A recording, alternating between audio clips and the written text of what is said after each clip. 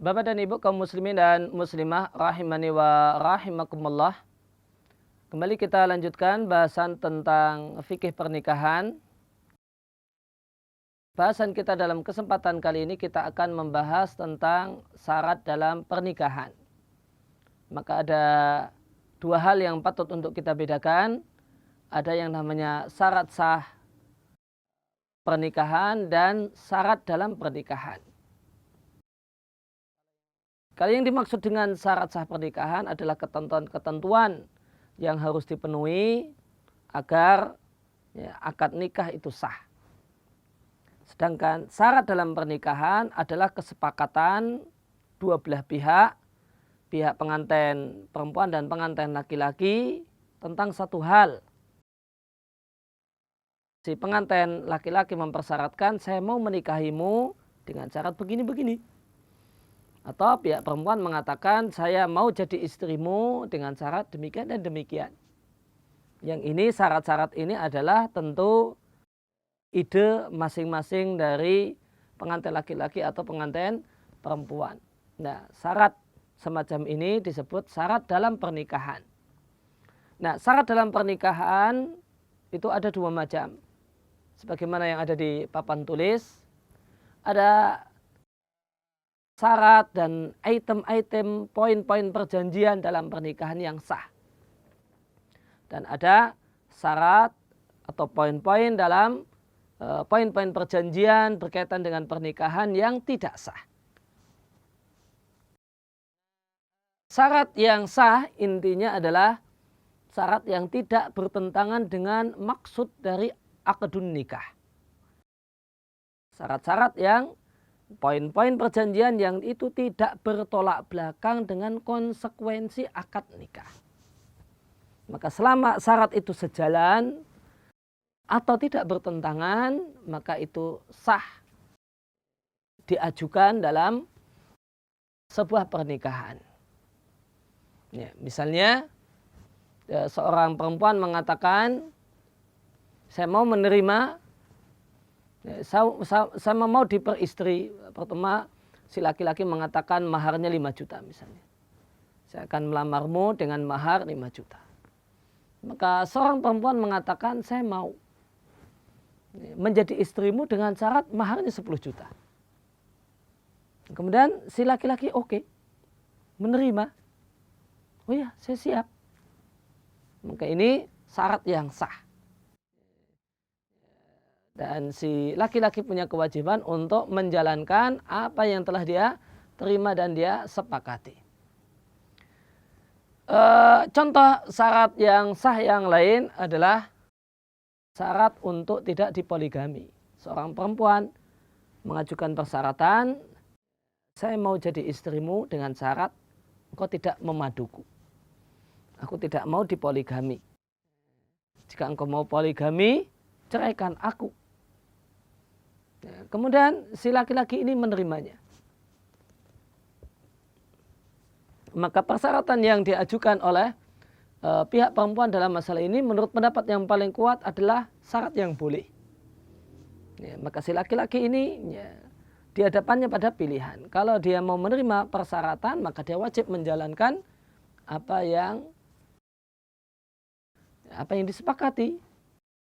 Jika dia tidak mau karena dia punya rencana untuk poligami, maka bisa cari perempuan yang lain yang mau dipoligami seandainya si suami ini berminat untuk poligami. Maka ketika seorang perempuan mengajukan persyaratan, saya mau dinikahi asalkan tidak dipoligami, kemudian si laki-laki ini menerima, maka ini syarat yang sah. Dan si suami punya kewajiban untuk menjalankan poin perjanjian yang telah dia sepakati. Kemudian contoh yang lain adalah tinggal di rumah mertua.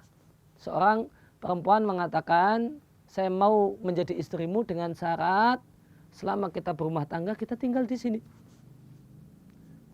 Karena saya punya orang tua yang tidak ada yang mengurusi kecuali aku. Maka aku tidak ingin orang tuaku terlantar seandainya aku ikut bersamamu. Maka aku mau dinikahi, namun syaratnya engkau tinggal di rumah ini. Di rumah orang tuaku alias di rumah mertuamu. ketika seorang laki-laki menerima persyaratan ini, maka dia wajib menjalankannya.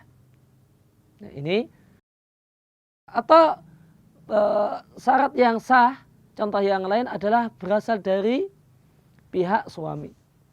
Seorang suami mengatakan, saya bersedia menikahimu dengan syarat engkau masih perawan. Nah, dengan syarat engkau masih perawan. Oh ya, saya masih perawan, saya terima persyaratanmu. Maka pernikahan semacam ini dengan syarat dan perjanjian semacam ini sah. Nah, kapan syarat dalam pernikahan itu disebut sebagai syarat pernikahan? Jawabannya, syarat dalam pernikahan itu disebut syarat dalam pernikahan dalam dua kondisi. Yang pertama, kesepakatan terjadi sebelum akad nikah atau saat akad nikah. Ya, jika kesepakatan ini disepakati saat lamaran, saat khitbah, atau diucapkan dan disepakati saat akdun nikah, maka itu syarat sah dalam pernikahan. Adapun jika setelah resmi menikah, telah terjadi akad nikah, kemudian seorang perempuan mengajukan persyaratan untuk tidak dipoligami, dan ya, maka ini tidak termasuk dalam bab ini. Tidak termasuk dalam bab ini. Ini terkait tidak punya konsekuensi berkaitan dengan masalah ini. Ini sekedar kalau ternyata permintaan tadi disetujui, ya sekedar janji saja yang tidak termasuk dalam bab syarat dalam pernikahan. Yang disebut syarat dalam pernikahan manakala disepakati sebelum akdun nikah, sebelum akad nikah, atau pada saat akad. Apa konsekuensinya jika syarat sah ini kemudian dilanggar?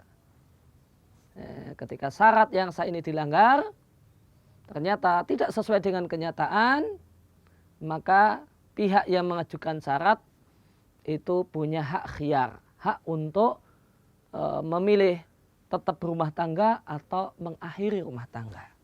Misalnya, ketika syarat tinggal di rumah mertua, itu dilanggar. Setelah 5 tahun pernikahan, pihak laki-laki, pihak suami ngotot untuk tinggal di tempat yang lain. Nah, padahal kemarin sudah sepakat tinggal di rumah mertua. Maka dalam hal ini istri punya hak untuk memilih. Ya, kalau engkau ngotot berarti engkau melanggar perjanjian. Ingat dulu janjimu. Ya, ingat dulu janjimu. Kau telah bersedia. Sekarang kau ngotot berarti kau langgar perjanjian. Maka istri dalam hal ini punya hak pilih. Ya, rumah tangga kita berakhir sampai di sini. Nah, atau akhirnya kemudian istri kemudian rela, ya sudahlah. Ya, demi rumah tangga saya ngalah. Akhirnya dia ikut suaminya. Maka ini tidak. Maka ini ada dua pilihan semacam ini. Demikian juga jika kasusnya suami ternyata setelah menikah dengan perempuan ini poligami, padahal kemarin sudah disepakati untuk tidak poligami. Maka istri pertama, istri yang dipoligami ini punya hak pilih. Dia bisa mengatakan pada suaminya, ya, rumah tangga kita cukup sampai di sini. Detik ini kita bukan lagi suami istri. Atau dia akhirnya rela, ya sudahlah, demi anak-anak, tidak apa-apa. Saya relakan apa yang jadi hak saya. Saya tetap jadi istrimu meskipun engkau melanggar janjimu. Maka ini ada dua pilihan semacam ini. Demikian juga ketika misalnya syarat dari suami. Saya mau menikahimu dengan catatan kamu perawan. Akhirnya kemudian disepakati, ya saya masih perawan. Maka akhirnya terjadilah pernikahan setelah dikumpuli dan seterusnya. Akhirnya barulah si perempuan ini terus terang kalau dia tidak perawan. Maka dalam kondisi ini pihak si laki-laki punya hak pilih. Punya hak pilih. Ya, seandainya dia kemudian ternyata sudah terlanjur mencintai dan menyayangi perempuan tadi, kemudian mempertahankannya meskipun ternyata tidak perawan, tidak masalah. Atau dia menceraikannya karena atau kemudian membubarkan pernikahan karena mengambil haknya untuk membatalkan pernikahan. Maka dia batalkan pernikahan kita sampai di sini karena engkau telah melanggar apa yang disepakati di awal. Katanya engkau perawan, ternyata tidak perawan.